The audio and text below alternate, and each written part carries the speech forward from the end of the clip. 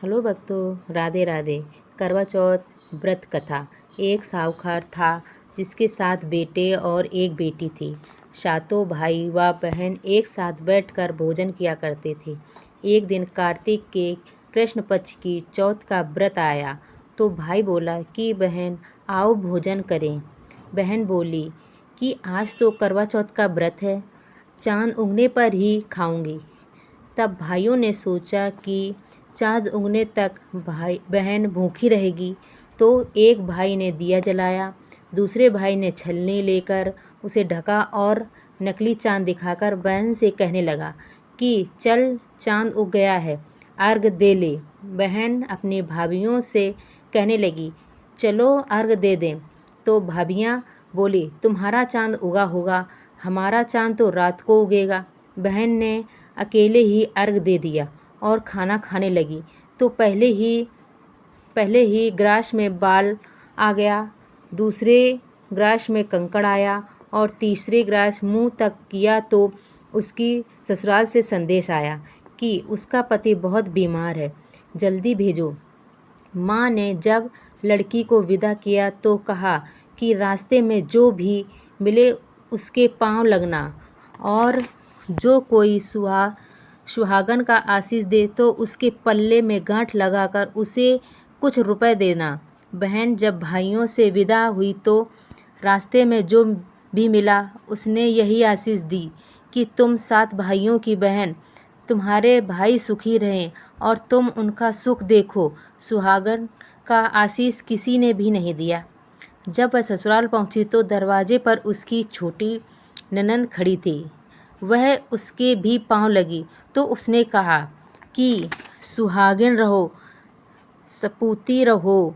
बहन ने यह सुनकर पल्ले में गांठ बांधी और ननंद को सोने का सिक्का दिया। जब भीतर गई तो सास ने कहा कि पति धरती पर पड़ा है तो वह उसके पास जाकर उसकी सेवा करने के लिए बैठ गई। बाद में सास ने दासी के हाथ बची खुची रोटी भेज दी।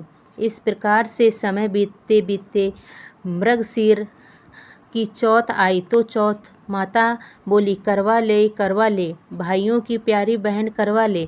लेकिन जब उसे चौथ माता नहीं दिखलाई थी तो वह बोली हे माता, आपने मुझे उजाड़ा है तो आप ही मेरा उद्धार करोगे, आपको मेरा सुहाग देना पड़ेगा। तब उस चौथ माता ने बताया कि पौष की चौथ आएगी, वह मेरे से बड़ी है, उसे ही सब कहना, वही तुम्हारा सुहाग वापस देगी। पौष की चौथ आकर चली गई, माघ की चली गई, फल्गुन की चली गई, चैत्र वैशाख ज्येष्ठ आषाढ़ और श्रावण भादों की सभी चौथ आई और कहकर चली गई कि आगे वाले को कहना। असौज की चौथ आई तो उसने बताया कि तुम पर कार्तिक की चौथ नाराज है, उसी ने तुम्हारा सुहाग लिया है, वही वापस कर सकती है, वही आएगी तो पांव पकड़कर विनती करना। यह बात सुनकर वह भी चली गई। जब कार्तिक की चौथ आई तो वह गुस्से में बोली भाइयों की प्यारी करवा ले, दिन में चांद उगाने करवा ले, व्रत अखंडन करने वाली करवा ले, भूखी करवा ले। यह सुनकर वह चौथ माता को देखकर उसके पांव पकड़कर गड़गड़ाने लगी। हे चौथ माता, मेरा सुहाग तुम्हारे हाथों में है, आप ही मुझे सुहागिन करें। तो माता बोली पापेन हत्यारेन, मेरा पांव पकड़कर क्यों बैठ गई।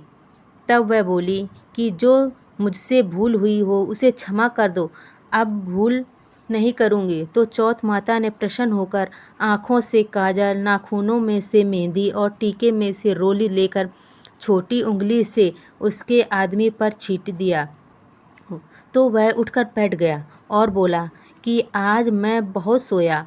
वह बोली क्या सोए, मुझे तो 12 महीने हो गए हैं, अब जाकर चौथ माता ने मेरा सुहाग लौटाया है। यह सुनकर उसके पति ने कहा कि जल्दी से माता का पूजन करो। जब चौथ की कहानी सुनी, करवा का पूजन किया और प्रसाद खाकर दोनों पति पत्नी चौपड़ खेलने बैठ गए।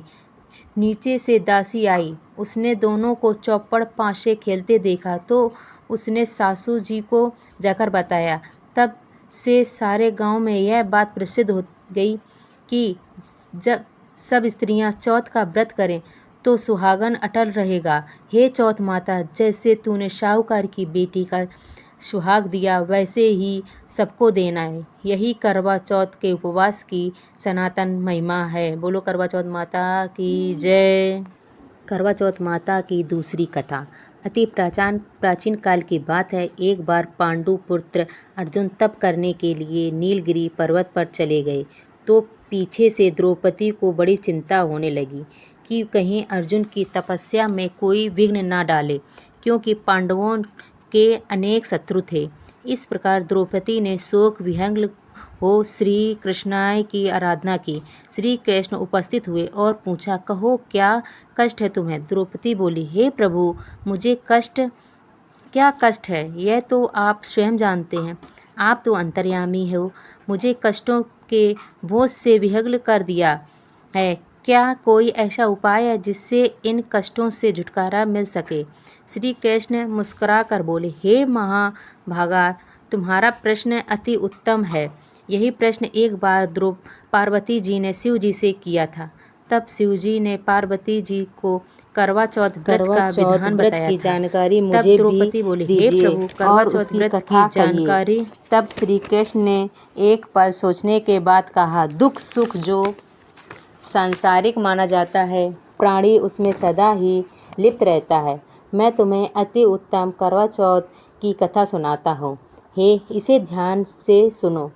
प्राचीन काल में गुणी विद्वान धर्मपरायण वेद शर्मा नाम का एक ब्राह्मण रहता था। उसकी पत्नी का नाम लीलावती था। उसके 7 महारथी पुत्र तथा एक वीरवती नाम की पुत्री थी। उसकी आँखें नीलकमल के समान और मुख चंद्रमा के समान था। विवाह योग होने पर वेद शर्मा ने एक विद्वान ब्राह्मण से साथ उसका विवाह कर दिया। एक बार पुत्री ने अपनी भौजाइयों सहित कार्तिक कृष्ण चतुर्दशी का व्रत किया। सायंकाल स्नान कर सभी ने भक्ति भाव से पूरी पूजन सामग्री को गौरा जी का पूजन किया तथा अर्घ देने के लिए चंद्रोदय की प्रतीक्षा करने लगी। किंतु चंद्रोदय से पूर्व ही वीरवती की छुज्जा में बांध कर दिया। वह बेहोश हो गई। इससे उसके स्नेही भाई अत्यंत दुखी हुए और उन्हें छल से पीपल की आड़ में कृत्रिम चंद्रमा बनाकर दिखा दिया। लड़की ने अर्घ दे दिया, भोजन कर लिया। भोजन करते ही उसके पति के हृदय गति बंद हो गई। इससे दुखी हो उसने पुनः शिव जी का पूजन किया। 1 वर्ष तक निराहार रहकर किया तथा वर्ष के समाप्त होने पर करक चतुर्दशी का व्रत किया।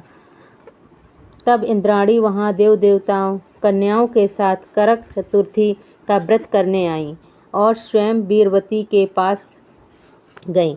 तब ब्राह्मण पुत्री ने उसने अपने दुख का कारण पूछा। इंद्राणी ने बताया, तुम्हें करवा चौथ व्रत में चौथ दर्शन से पूर्व भोजन कर लेने से यह कष्ट मिला है।